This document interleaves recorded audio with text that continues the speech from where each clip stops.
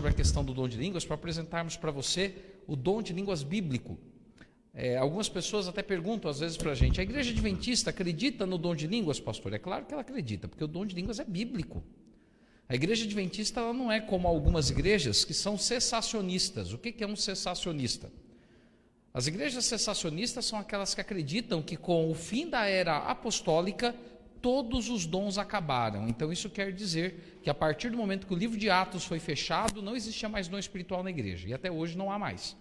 Nós não somos cessacionistas, nós acreditamos que os dons espirituais ainda estão em vigor, ainda são usados, o Espírito Santo ainda derrama dons na sua igreja, no seu povo, e nós também acreditamos no dom de línguas, e hoje nós vamos mostrar para você qual é o dom de línguas bíblico, tá bom? Então vamos lá. Espírito Santo e o dom de línguas é o nosso tema de hoje. Nós vamos ler muitas passagens da Bíblia. Eu espero que você possa acompanhar conosco aí, seja pelo celular, seja pelo smartphone, seja na Bíblia física mesmo, faça anotações e tudo mais. Espero que seja bem interessante para você. Não está funcionando aqui o passador, viu, Israel? Vê aí o que acontece, que não está indo. Olha só, não vai mesmo. Tá bom, agora foi ou não foi? Não, não foi. Vamos ver. Só esperar aí resolverem a nossa questão técnica. E aí nós já vamos aqui. Então, muito bem. Então, quando a gente olha a questão da pessoa do Espírito Santo, nós vamos hoje repetir alguns pontos que já foram falados ontem, rapidamente, tá? Só uma pequena retomada para que você possa novamente se situar aí. Primeiro, quando você olha para o livro do Gênesis, no capítulo 1, no verso 2, mostra que o Espírito Santo estava presente na criação, tá? Para isso, nós fazemos isso para reafirmarmos aquilo que já falamos. O Espírito Santo, de acordo com a Bíblia, ele é Deus, ele participa do ato criativo, né? Aqui, Gênesis capítulo 1, verso 2, diz: a terra, porém, estava sem forma e vazia, havia trevas sobre a face do abismo e o Espírito de Deus pairava sobre as águas. Esse Espírito de Deus, o Espírito Santo, que como estudamos ontem, não é algo que emana de Deus, mas ele é o Espírito que sai do lado de Deus e que estava aqui andando na criação, na terra, na época que ela estava sendo formada como ela é hoje. Quando você olha então para João 14,16, que é outro verso que lemos ontem umas 3 ou 4 vezes, mas vamos ler novamente agora, nós vemos o trabalho do Espírito Santo, né, parte do seu trabalho hoje.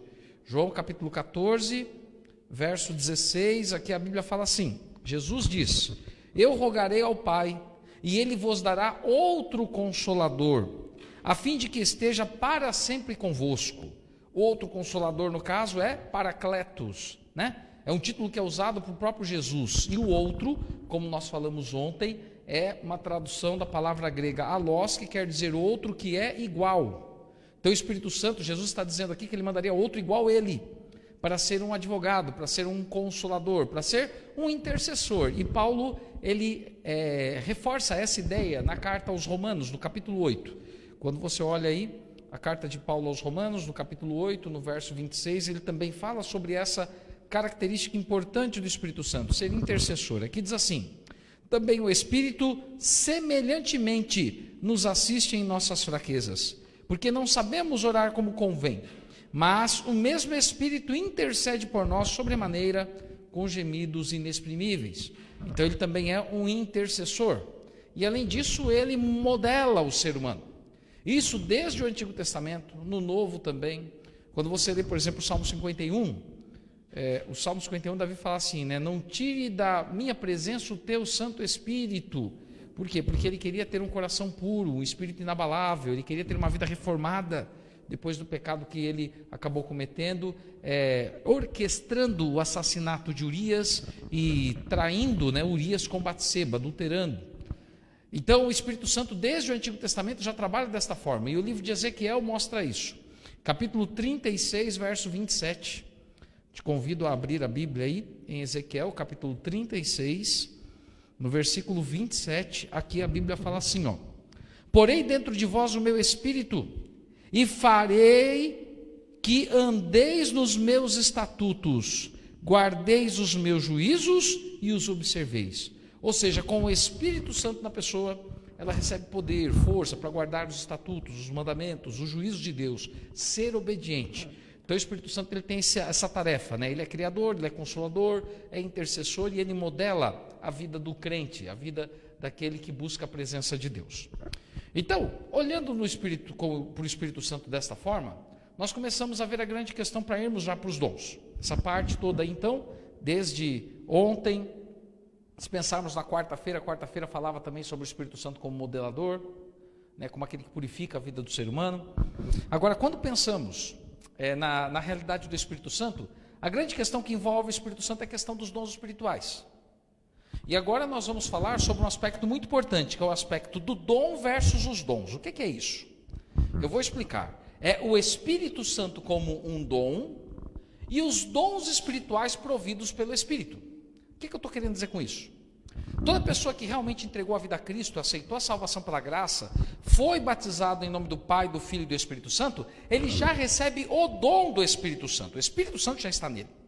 Por que é importante enfatizar isso? Porque existem algumas pessoas que acreditam que um dom específico é a característica da presença do Espírito Santo. E hoje eu vou provar para você dentro da Bíblia que houve pessoas que estavam cheias do Espírito Santo, que foi até uma pergunta que o Wagner fez ontem, estavam cheias e não tiveram o dom de línguas. Por quê?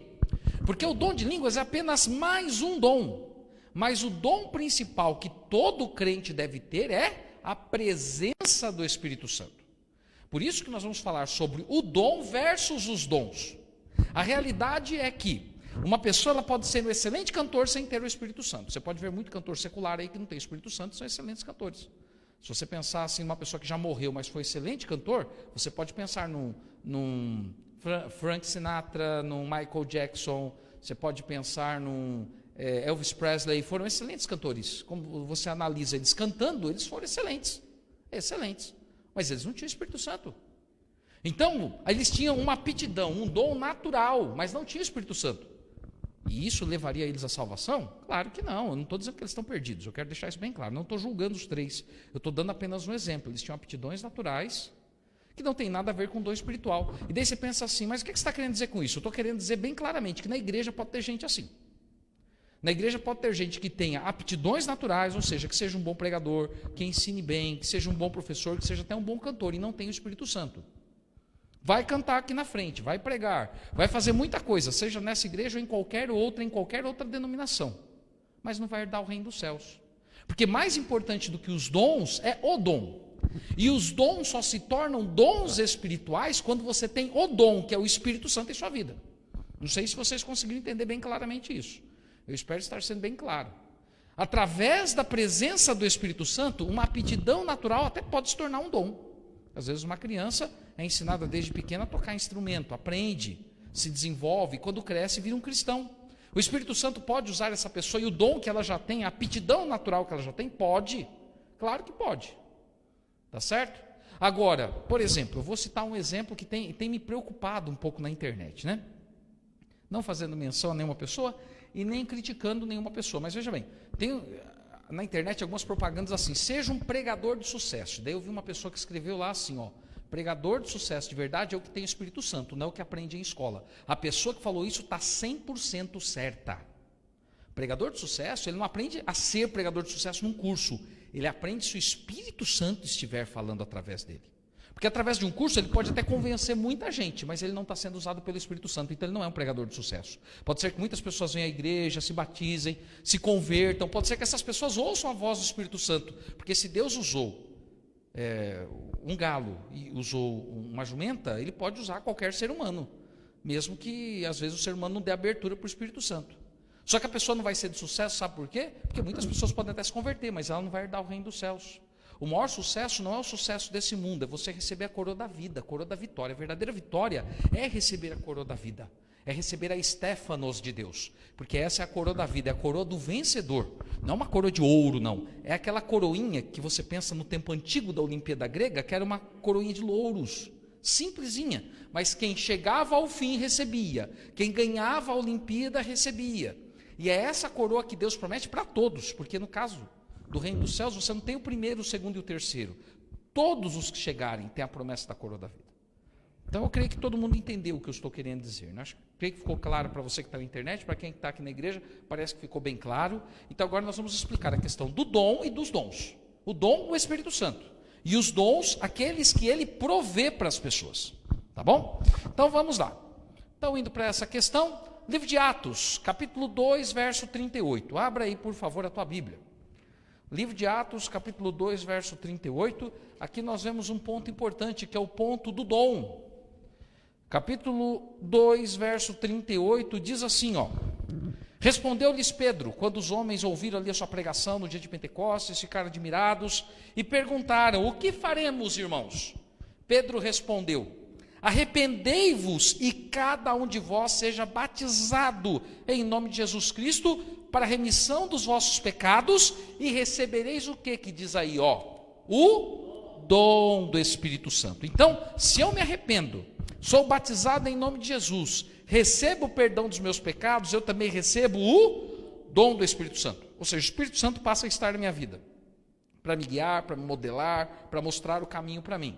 Tá? Então, como diz aí, ó, este dom tem a ver com a presença do Espírito de nós, ele habitando em nós, como a gente cantou hoje, né, que fala, habita em mim, tá bom? Então, é para ele habitar em você, habitar.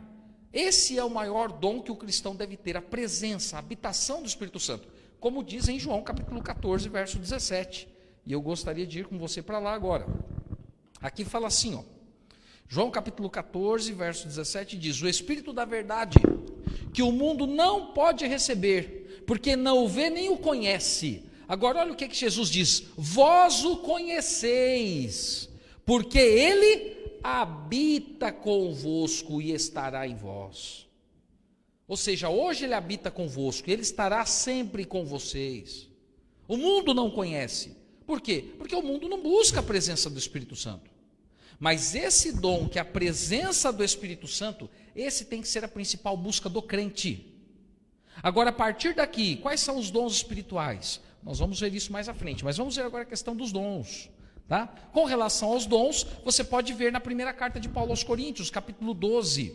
Por sinal, tanto hoje quanto na quarta-feira, principalmente na quarta-feira, vamos ler bastante a primeira carta de Paulo aos Coríntios, principalmente os capítulos 12, 13 e 14, que falam bastante sobre esse assunto. Tá bom? Capítulo 12, versículo 1 fala assim, ó: a respeito dos dons espirituais, não quero, irmãos, que sejais ignorantes. Então Paulo ele resolveu explicar. Por quê? Porque ele havia que na igreja de Corinto havia muita confusão sobre os dons espirituais. Então ele falou assim, ó, a respeito dos dons espirituais, eu não quero, irmãos, que vocês sejam ignorantes, eu vou explicar. E aí ele explicou por quê? Porque Paulo foi um dos fundadores da igreja de Corinto, ele fez evangelismo ali, ele se sentia responsável pelas pessoas daquela igreja, tá? E nós hoje devemos explicar a questão dos dons espirituais para as pessoas entenderem realmente, porque senão as pessoas são ignorantes quanto aos dons e começam a pregar ou explicar aquilo que não é o que a Bíblia explica ou o que a Bíblia fala, tá? O recebimento do Espírito Santo, então, é sempre seguido em falar em línguas, porque tem igreja que fala isso. Tem igreja que fala assim, se você não fala em língua é porque você não tem Espírito Santo. Tem muita igreja que fala isso. Será que essa afirmação é verdade? Ou será que é possível a pessoa ter o Espírito Santo e não falar em línguas, mas ter outros dons? Porque Paulo, em 1 Coríntios 12, 1, ele fala a respeito dos dons espirituais, eu não quero que vocês sejam ignorantes. O Espírito Santo é um dom único, a presença dele em nossa vida. Agora, os dons espirituais que ele distribui são vários, não é um só. Então o Espírito ele pode se manifestar na vida de cada pessoa de uma forma diferente. E isso nós vamos ver a partir de agora, tá? Eu gostaria que você abrisse a tua Bíblia no livro de Lucas. O slide aí está com uma pequena falha, mas eu vou corrigir. É Lucas capítulo 1, tá bom? Abra aí a sua Bíblia em Lucas capítulo 1 e mantenha ela aberta. Porque aqui no livro de Lucas, nos primeiros capítulos, nós vamos conhecer 5 figuras históricas da Bíblia que estavam cheias do Espírito Santo. E nós vamos fazer uma pequena análise dessas figuras históricas, tá bom? Então, livro de Lucas, capítulo 1, verso 15.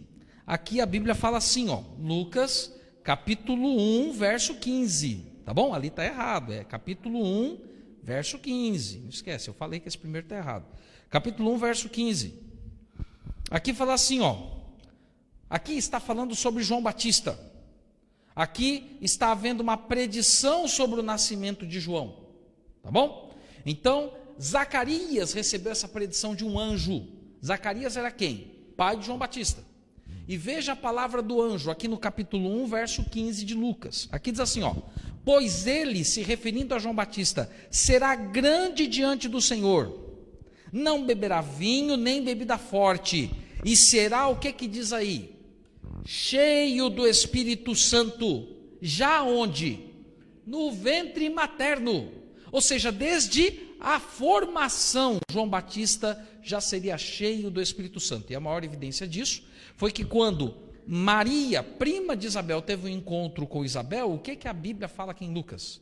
Que a barriga de Isabel mexia muito, porque João Batista já sabia que ali no ventre de Maria estava quem? Jesus, porque ele já estava cheio do Espírito Santo. Então entenda bem isso, João Batista era cheio do Espírito Santo desde o nascimento. E João Batista, ele falou em línguas, sim ou não? Agora, por que ele não falou em línguas? Isso eu vou explicar depois que eu falar dos 5 personagens, mas ele não falou, tá bom? Vamos continuar então. Segunda pessoa, capítulo 1, verso 35, olha só. Às vezes você já leu o livro de Lucas tantas vezes e não reparou nisso. Capítulo 1, verso 35, tem a segunda pessoa cheia do Espírito Santo. Olha o que diz aí. Capítulo 1, verso 35, nós vemos aqui agora Maria conversando com o anjo Gabriel. E aqui diz que aconteceu o quê? Capítulo 1, verso 35. Respondeu-lhe o anjo, respondeu a Maria: descerá sobre ti o Espírito Santo, e o poder do Altíssimo te envolverá com a tua sombra. Por isso também este ente que há de nascer será chamado Filho de Deus. Ou seja, o Espírito Santo desceu sobre Maria. Ela ficou cheia do Espírito Santo. E Maria falou em línguas alguma vez? Nunca falou. Mas ela teve a presença do Espírito Santo. Por quê? Porque foi através da presença do Espírito Santo que Jesus foi gerado em Maria. Agora continuamos, vamos para o terceiro, tá bom? O terceiro está no verso 41. Agora nós já falamos ali de João Batista, de Maria, agora vamos falar de Isabel, a prima de Maria, mãe de João Batista. Verso 41 diz assim: ouvindo esta, no caso Isabel, a saudação de Maria, a criança lhe estremeceu no ventre. Então Maria ficou o que diz aí? Maria não, Isabel, ficou o quê? Cheia do Espírito Santo, possuída do Espírito Santo. Então Isabel teve o Espírito Santo ou não teve? E ela falou em línguas? Não falou. Por que esse pessoal não falou em línguas? Por que Maria não falou em línguas? Por que Isabel não falou? Por que João Batista não falou? Já vou chegar lá. Vamos para o quarta pessoa importante.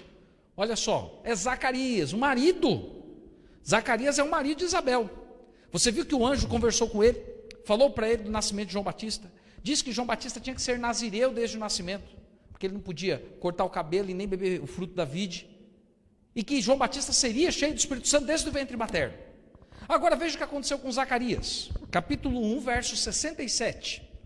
Olha só no capítulo 1 de Lucas, fala tanto do Espírito Santo. E eu vou explicar para você daqui a pouco o porquê que fala tanto.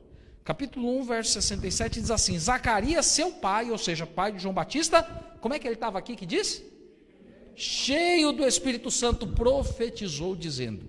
E ele estava cheio do Espírito Santo, agora ele tem um dom espiritual. Qual foi o dom que ele teve? O dom de profetizar. Mas aqui fala que ele teve o dom de línguas? Não teve.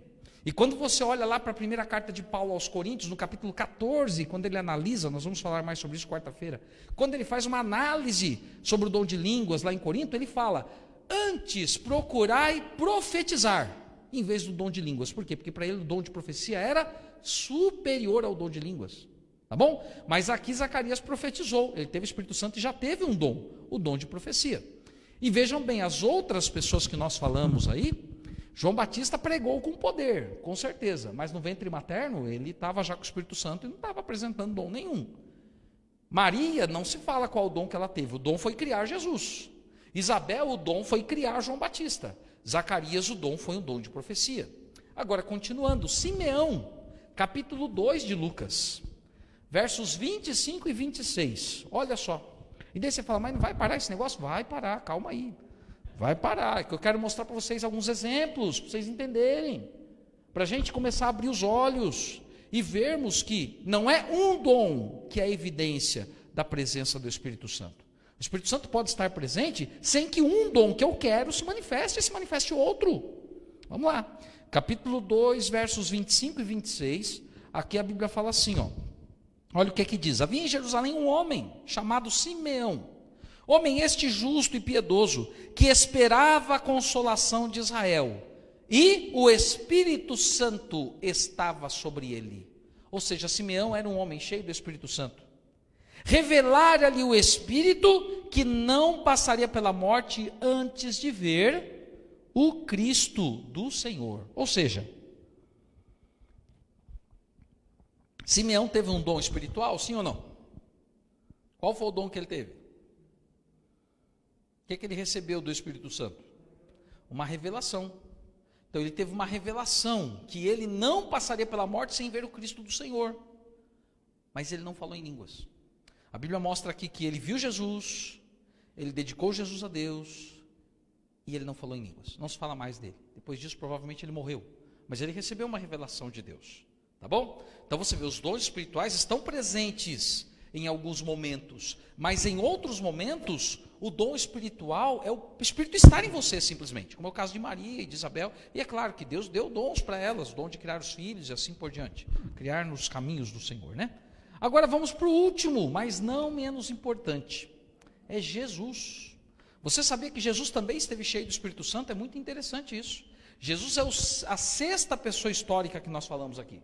Jesus também teve o Espírito Santo. E veja o que diz no capítulo 4 de Lucas. Capítulo 4, verso 1 e depois verso 18. Olha só o que diz aí. Capítulo 4, verso 1 diz: Jesus, cheio do Espírito Santo, voltou do Jordão e foi guiado pelo mesmo Espírito no deserto. Ou seja, quando Jesus estava no deserto, o Espírito Santo deu um dom importante para ele, que ele quer dar hoje para todas as pessoas. Nós falamos isso sobre o culto de ontem, que é nos ajudar em meio às fraquezas. No momento da tentação, o Espírito Santo estava com Jesus, estava fortalecendo Jesus, estava ao lado dele. Agora, ele deu outro dom para Jesus importante, que está no verso 18. Olha o que diz no verso 18.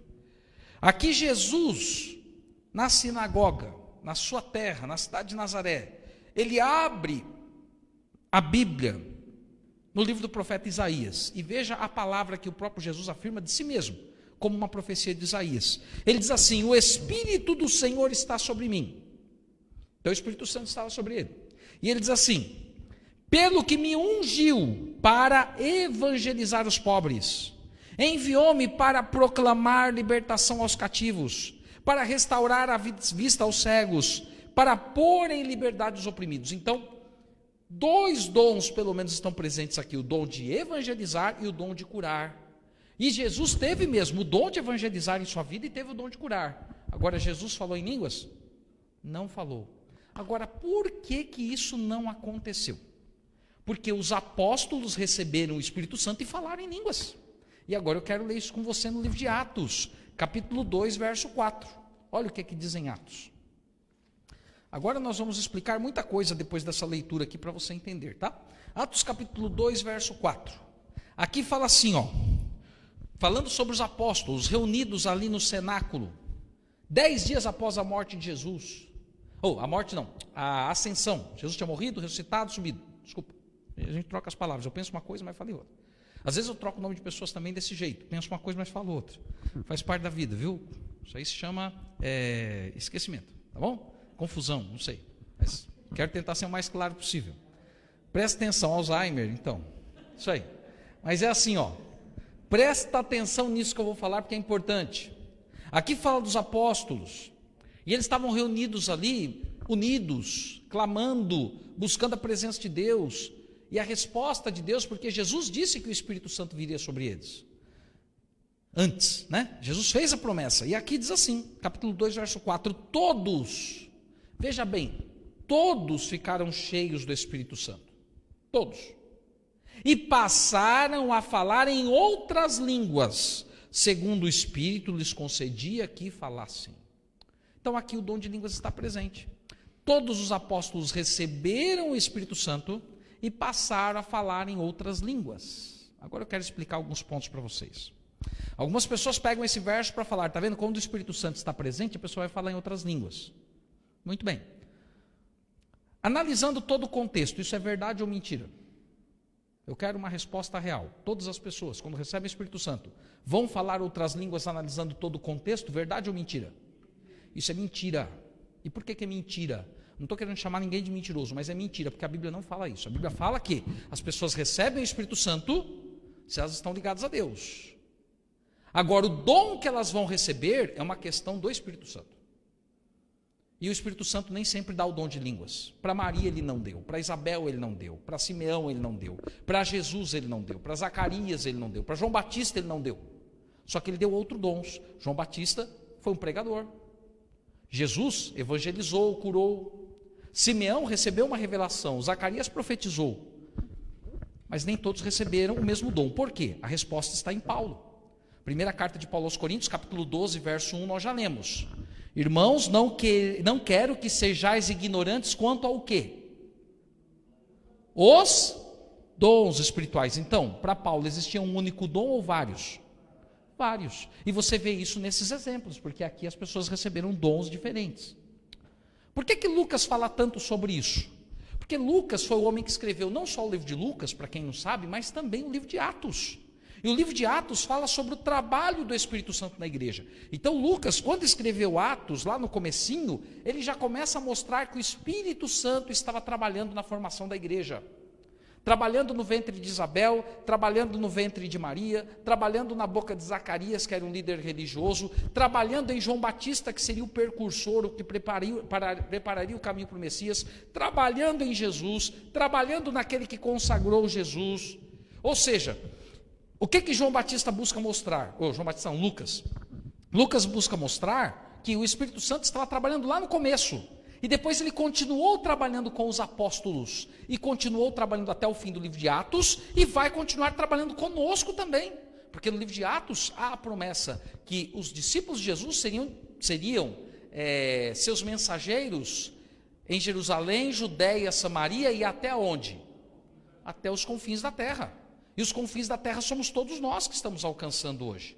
Então Lucas, ele busca mostrar isso, ele tinha intencionalidade quando ele escreveu. Por quê? Porque ele foi guiado pelo Espírito Santo. E agora vem outra pergunta interessante. Por que então Jesus, Simeão, Zacarias, Isabel, Maria e João Batista não falaram e os apóstolos falaram? Será que o dom de Jesus, de João Batista, de Simeão, de Zacarias, de Maria e de Isabel era inferior ao dos apóstolos? Não. Existe um ponto, os apóstolos falaram próximo ali no dia de Pentecostes. Por quê? Porque o objetivo deles falarem em outras línguas, que eram línguas reconhecidas, línguas de nações, nós vamos ver isso ainda hoje na Bíblia. O objetivo era evangelizar. Agora eu faço uma pergunta, Jesus evangelizou sim ou não? Porque a Bíblia fala que ele recebeu o dom de evangelizar. Só que ele evangelizava onde, Jesus? No próprio povo judeu, ele evangelizava na Judéia. Jesus não ia para a terra dos gentios para evangelizar. Teve um momento que ele foi na terra dos gadarenos. E daí ele libertou um homem que estava endemoniado e os gadarenos expulsaram ele. Então ele evangelizava na terra dos judeus. Ele evangelizava pessoas que tinham a sua própria o quê? Língua. Então Jesus não tinha necessidade de falar o dom de línguas. Maria nem evangelista foi, então ela não teve necessidade. Isabel também não foi evangelista. Zacarias já era velhinho quando João Batista morreu, ele não foi evangelista, não saiu pregando pelo mundo. Ele não tinha essa necessidade. Simeão também não tinha essa necessidade, porque era velhinho quando apresentou Jesus. Agora os apóstolos não, eles foram escolhidos para serem missionários, para saírem pelo mundo, para evangelizarem. E no final do tema de hoje nós vamos ver que os apóstolos foram para cidades distantes, onde se falavam outras línguas. Só teve acho que um ou dois que só ficaram na Judéia até a morte. O resto, todo mundo foi embora. Por isso eles tiveram a necessidade do dom de línguas. Por quê? Porque tirando o apóstolo Paulo, eles eram pessoas incultas.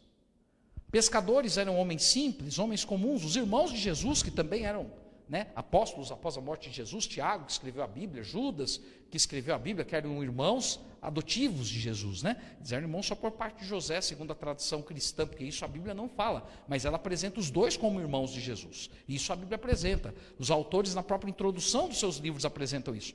Mas vejam bem, eles receberam também o dom do Espírito Santo. Só que Tiago, por exemplo, ficou só em Jerusalém. Ele era o líder da igreja de Jerusalém. Atos capítulo 15 mostra isso. Então ele não tinha nem a necessidade de falar em línguas. Ele não falava. Agora Pedro foi pregar em Roma. E como pescador ele não sabia falar língua. Teve que aprender outra língua. Vocês estão entendendo como é que é? Paulo, ele fala assim, olha, eu sei falar muitas línguas, mais que todos vocês. Por quê? Porque ele aprendeu sem o dom até. Ele aprendeu pelo estudo, pela dedicação, assim como hoje há pessoas que falam muitas línguas. Ele também aprendeu, ele nem precisava do dom espiritual para isso.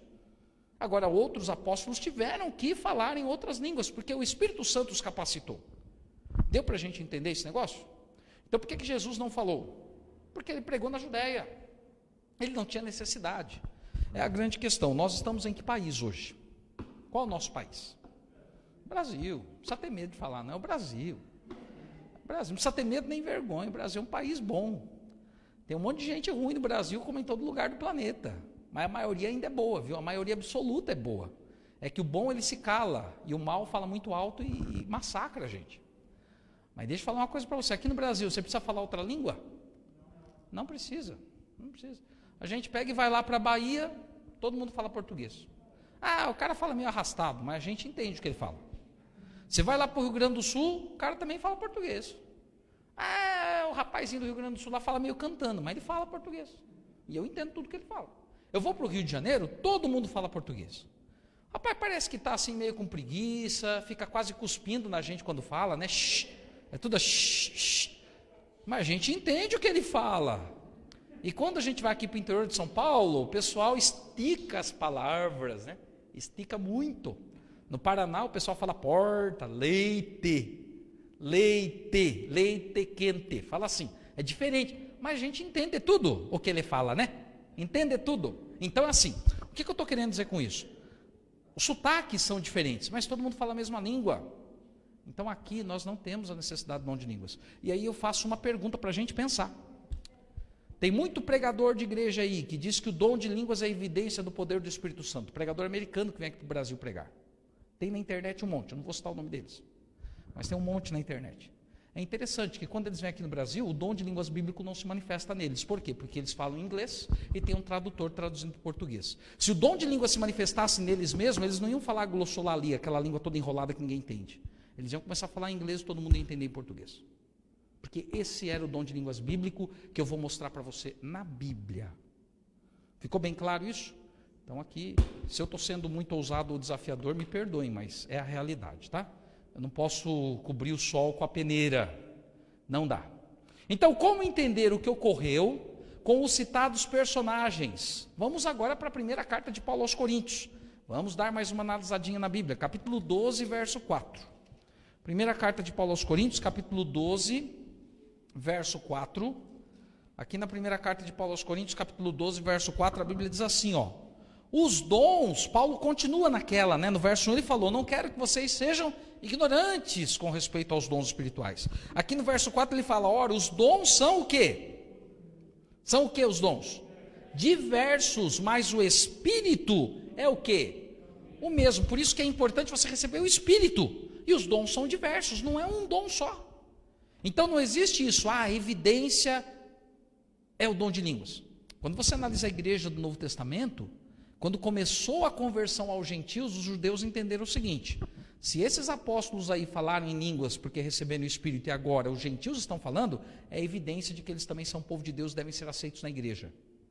Naquele momento, o dom de línguas, na casa de Cornélio, por exemplo, ou em Atos capítulo 19, naqueles momentos, o dom de línguas era uma evidência mesmo. Por que que era? Porque eles reconheciam o dom de línguas como dom.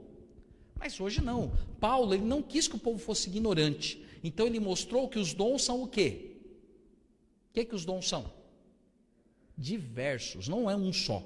Porque dentro da igreja, no começo, também havia esse problema. Achavam que o dom era um só. Era só o dom de línguas, e não era. Os dons são diversos, e Paulo lhe fala 3 vezes em suas epístolas sobre a diversidade dos dons espirituais, tá? Então os dons são diversos, mas o Espírito é o mesmo. Aqui, ó, na primeira carta de Paulo aos Coríntios, no capítulo 12, no verso 7, ele fala ainda mais, olha o que ele diz, ó, a manifestação do Espírito é concedida a cada um visando o quê? Um fim proveitoso, a cada um visando um fim proveitoso. Então Paulo não ia dar o mesmo dom para todo mundo, o Espírito Santo não ia dar o mesmo dom para todo mundo, porque se ele desse o mesmo dom para todo mundo, seria como se a gente resolvesse fazer exercício e exercitasse só um braço, e daí você ia ter um super braço e o resto do corpo todo raquítico, ia ter lógica isso? Não ia ter. Se você quer fazer exercício, você vai exercitar todo o corpo, né? Então, ó, verso 11, olha o que diz aí também, ó. Verso 11 diz assim: mas um só e o mesmo Espírito realiza todas estas coisas, distribuindo-as como lhe apraz a cada um individualmente. Isso quer dizer o quê? Que o Espírito, ele dá o dom que ele quer a cada um. Ele não vai necessariamente dar o mesmo dom para todos, porque isso não tem lógica. Se ele quer que a igreja cresça, a igreja tem que ter variedade de dons. Porque a nossa igreja, Paulo comparou a um corpo. Na carta, por exemplo, de Paulo aos Efésios, está lá comparado a um corpo. Cabeça é Cristo. Nós somos o quê? O que nós somos do corpo? Membros. Por isso que a gente fala que a pessoa que é da igreja é o que da igreja? É um membro. Quando a gente fala isso, a gente está falando de igreja como corpo. Às vezes a gente não pensa muito nisso. Mas quando a gente fala, você é membro da igreja, quer dizer assim, você é parte do corpo. E o dedo tem a mesma função do nariz? Não tem. A função do nariz é muito diferente da do dedo. Deixa eu perguntar uma coisa para você. Se a gente arrancasse o nariz e ficasse com um dedo no lugar do nariz, ia faltar algo, sim ou não? Imagine se o corpo todo fosse só dedo. Ia ser legal, sim ou não? Se o corpo todo fosse só dedo, a gente ia enxergar? Se o corpo todo fosse só dedo, a gente ia ouvir? E daí você fala, mas ia ter uma coisa boa, pastor. Se o corpo todo fosse só dedo, você não ia falar. Não pensa assim, não pensa assim, tá bom? Mas o que eu estou querendo dizer que é muito importante mesmo, é que o corpo todo não pode ser só dedo. Você tem várias partes, várias funções, e o Espírito Santo é quem escolhe. Isso tem que ficar claro na nossa cabeça, mas muito claro. Às vezes eu falo um negócio que você acha engraçado aí, mas não é porque eu quero ser piadista, não. É para você decorar, para você entender, para você não esquecer. Não esqueça, tá bom? Cada um de nós tem uma função importante. Tem uma função importante. Uma vez, eu vou dar um exemplo rápido. Eu era o início do meu ministério, capelão da Vila Alpina, e me deu uma unha encravada. E eu não quis ir no médico, né? Eu fiquei mexendo eu mesmo. Cortava com tesoura, cortava com não sei o quê, e o negócio começou a ficar meio ruim, deu uma infecção. Daí eu fui no hospital adventista, estava com dificuldade de andar, e o médico olhou para o meu pé e falou, ó, o seguinte, a gente vai ter que tirar essa unha, vamos dar uma injeção em você, vamos ter que cortar um pedacinho da carne, porque está necrosando um pedacinho da sua carne, sua pele, vamos ter que cortar um pedaço. E cortou mesmo. E, irmãos, olha, eu nunca mais esqueci do que é unha a partir daquele dia. Eu nem lembrava direito o que era unha, só lembrava para cortar, para não furar a meia. Aí depois daquele dia eu nunca mais esqueci o que é uma unha. Ou seja, a unha está quietinha lá no pé, mas ela é importante ou não é? Se ela ficar doente é que você vê a importância dela. Corpo, membro de igreja é assim. Quando ele fica doente, a gente começa a ver muito a importância dele. Tá bom? Então, continuando aqui, ó, os dons, são distribuídos pelo Espírito conforme a necessidade e utilidade. Isso é o que Paulo fala aos Coríntios. E nós vamos estudar mais sobre isso na quarta-feira também. Tá bom? Hoje nós estamos fazendo uma introdução. Então, entendendo a questão do dom de línguas hoje, quando a gente pensa no dom de línguas, a ideia da separação em línguas começa em Gênesis capítulo 11. Porque, de acordo com a Bíblia, até Gênesis capítulo 10, todo o povo falava uma única língua. Só que depois do dilúvio, aconteceu que o povo não confiou na promessa da aliança de Deus. O povo viu o arco-íris, mas eles pensavam, não, Deus vai destruir o mundo em água de novo. Esse Deus aí não é confiável, não. Então nós vamos construir uma torre para chegarmos lá no alto, porque se Deus destruir o mundo em água, a gente vai estar salvo na torre, que é a famosa Torre de Babel. E por que chama Torre de Babel? Por causa do que aconteceu lá. Em Gênesis capítulo 11, quando Deus viu os homens construindo a torre, a Bíblia fala que ele enviou seus anjos à terra para confundirem a língua dos homens. O que isso quer dizer? Que cada um passou a falar uma língua diferente, um idioma diferente. E daí os homens se dividiram na terra, cada um de acordo com o seu idioma, formando tribos e vivendo ali, falando ali. E a torre parou de ser construída. Então as línguas, elas começam na Torre de Babel, onde Deus usou as línguas para conter a rebelião. E a torre chama Torre de Babel porque a palavra Babel, ela é uma palavra que quer dizer confusão. Então Deus confundiu as línguas. Isso não quer dizer que o pessoal lá falava a língua salacanta, glorianta, milicanta. Não era isso que eles falavam. Eles falavam a língua de um país. Eles falavam a língua de um país. Vocês entenderam? E eles formaram países dessa forma. Tá? Continuando aqui. Atos 2, então, ali a gente tem o inverso disso. Agora em Atos 2, você vê o dia de Pentecostes. E Deus usou um dom de línguas agora em vez de espalhar para unir o povo. Porque no dia de Pentecostes vieram pessoas de todas as nações do mundo para adorar a Deus ali em Jerusalém. E agora os apóstolos começaram a falar e as pessoas entendiam na língua delas, e isso uniu as pessoas no início da pregação do evangelho, tá? Então foi o inverso. Então você vê, por exemplo, em Mateus, capítulo 24, verso 14, 28, 19, Apocalipse 16, 9, a comissão de Deus para a igreja, que é o quê? É evangelizar o mundo todo. Esse era o propósito. Eu quero até ler com vocês duas dessas passagens em Mateus, por favor, vamos lá para Mateus 24.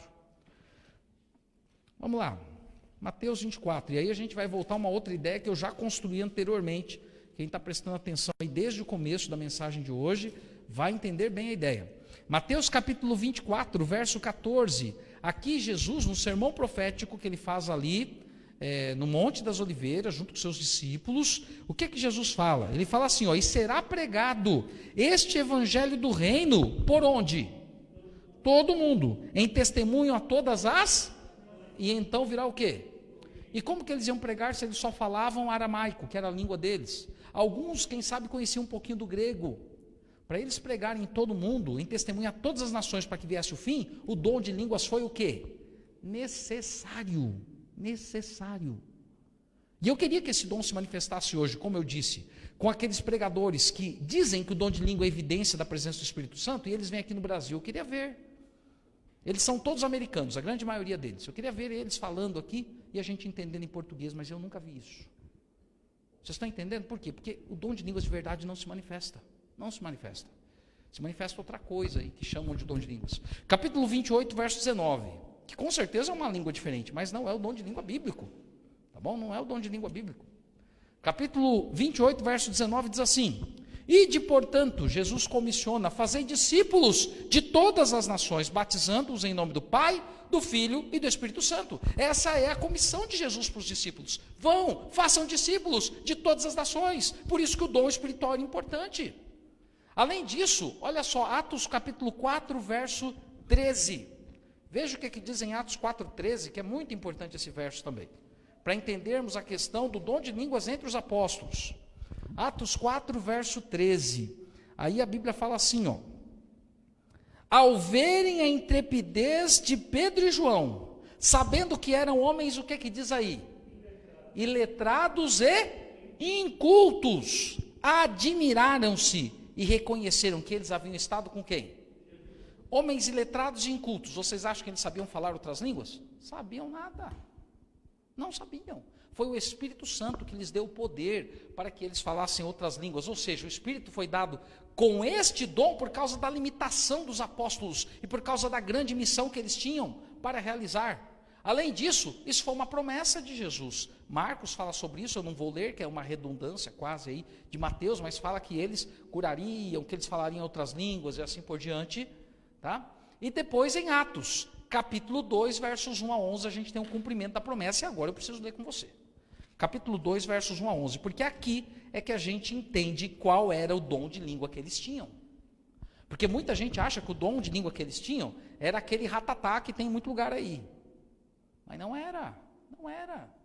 Era um dom de uma língua que alguém entendia. Era, como diz a Bíblia, outras línguas.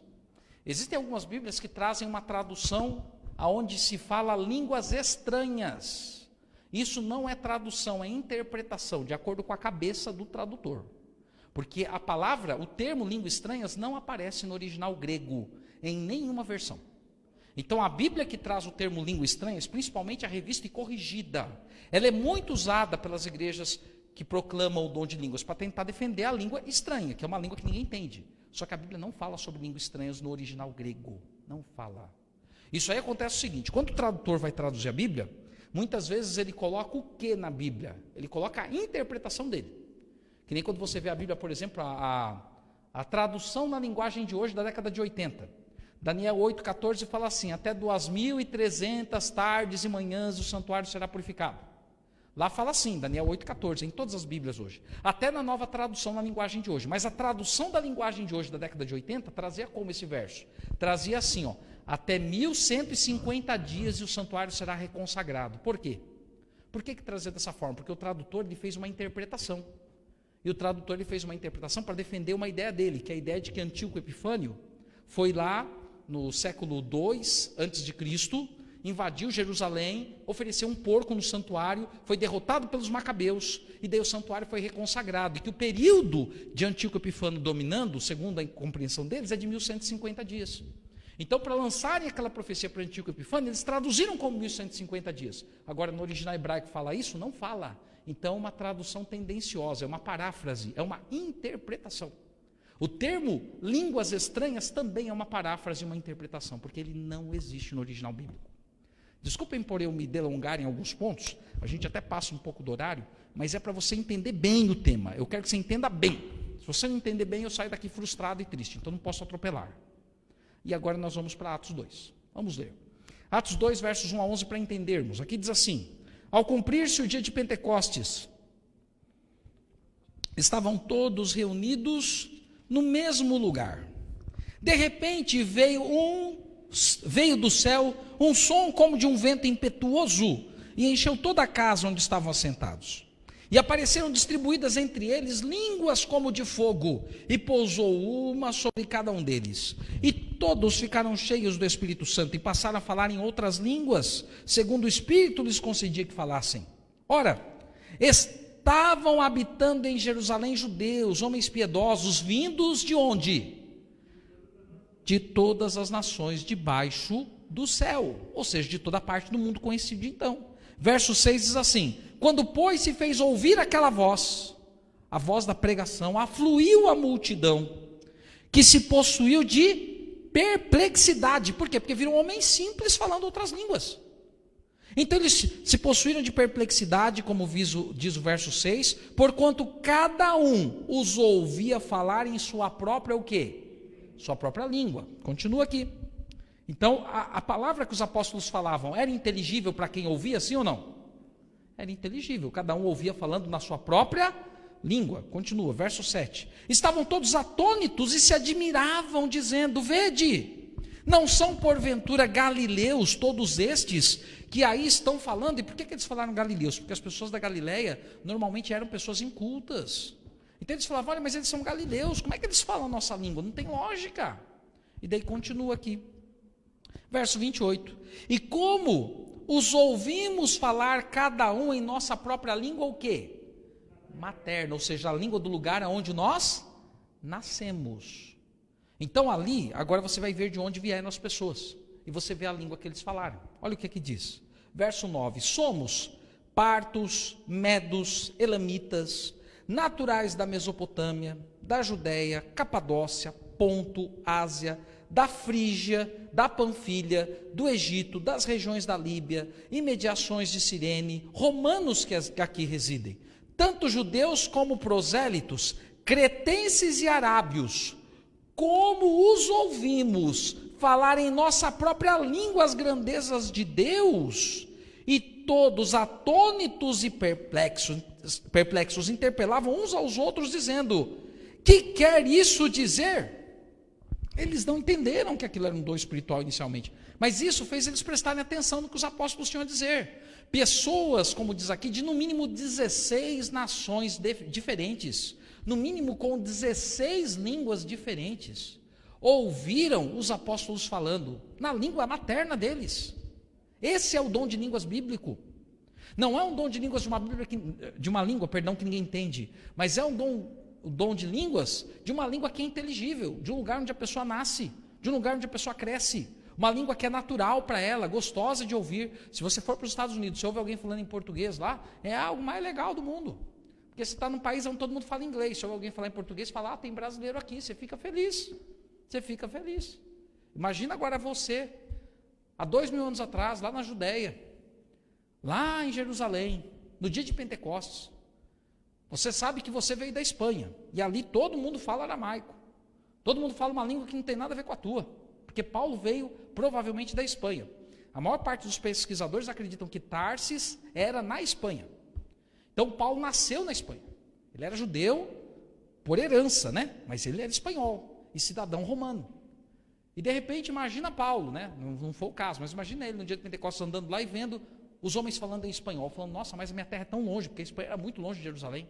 Era o fim do mundo.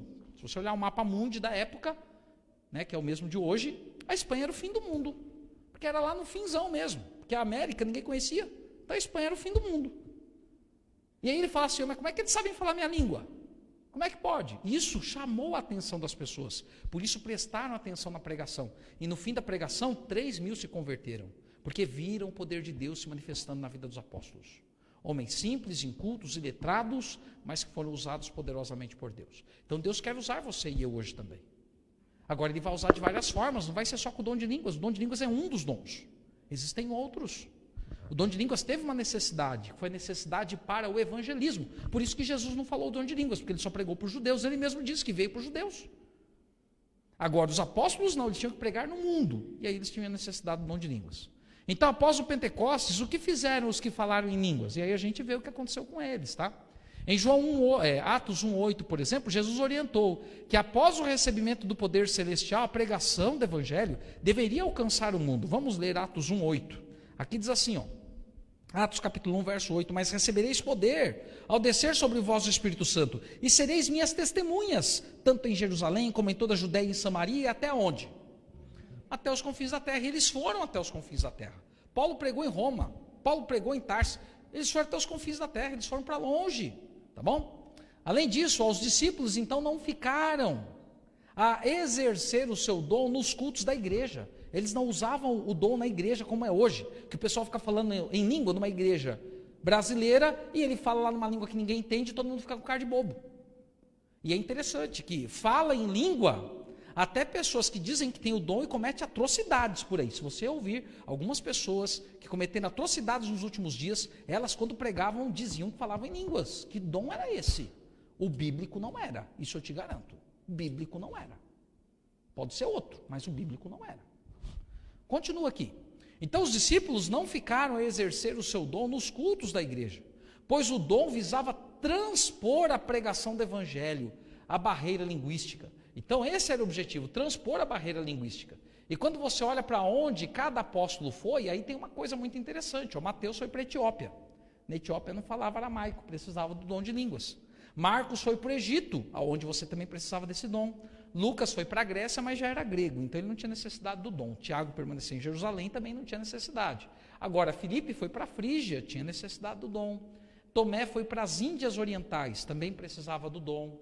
Simão foi para a Pérsia, também precisava do dom. Paulo foi para Roma, Paulo não precisava, como nós falamos, porque ele era muito estudioso, tá? Pedro foi para Roma também, e Pedro precisava. Vocês estão entendendo o que eu estou querendo dizer? Alguns precisaram, outros não. Mas eles foram pregar pelo mundo. Eles não ficaram parados ali em Jerusalém pregando só ali. Se uma pessoa realmente tem o dom de línguas, que ela recebesse o dom do Tupi-Guarani e fosse pregar na tribo indígena que tem no Jaraguá. Porque lá no Jaraguá tem índio, e eles falam a língua. Se você chegar lá falando a língua deles, sem eles nunca terem visto você, eles vão prestar atenção em vocês. Vão falar, que cara é esse? Que maluco é esse aí que está falando a minha língua? E daí eles vão prestar atenção em você. Mas acontece que a pessoa chega lá e fala uma língua que ninguém entende, daí o índio também não entende nada, né? Ele fala, melhor é ouvir português mesmo. Muito bem. Então é isso. O que eu quero mostrar para você hoje é que o dom de línguas é um dom bíblico, sim ou não? Ele é. Mas o que é mais importante, querer o dom de línguas ou querer o dom da presença do Espírito Santo em nossa vida? Então busque a presença do Espírito Santo em sua vida. Ore pelo Espírito Santo em sua vida. Nós, na quarta-feira, vamos dar continuidade ao nosso tema, falando sobre o que houve em Corinto, o que aconteceu lá, porque lá está o problema central do dom de línguas do Novo Testamento. E eu convido você a estar conosco.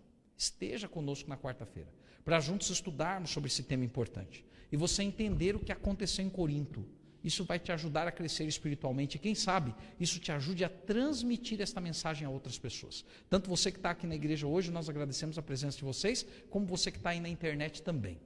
Nós vamos ouvir uma mensagem musical ainda ou já vamos ouvir? Então nós vamos ouvir uma mensagem musical nesse momento. Logo após a mensagem, eu peço para que você que está na igreja fique em pé, para orarmos, e você que está em casa fique em reverência para juntos orarmos.